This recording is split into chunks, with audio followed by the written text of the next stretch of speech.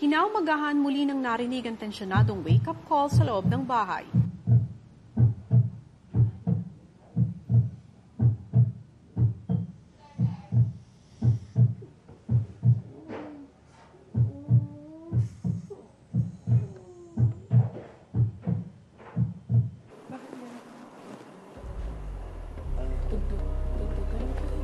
Si Elise hindi maitago ang pagkalungkot.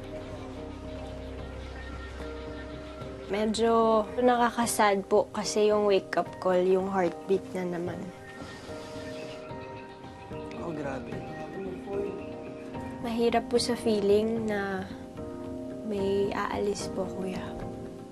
Hindi ka dito, baby girl, Elise. Huwag ka malungkot dyan. Kumain ka dito. Kaya nga, porkit... Kaya naman para mapangiti, tinukso na naman ni Nonong si Elise kay Makoy. Pagka inaasar ko si Elise tungkol kay Makoy, si Makoy naman gumaganto.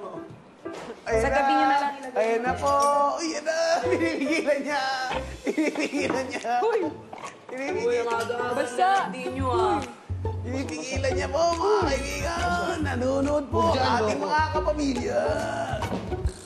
Uy, basta, wait lang. Yan na po.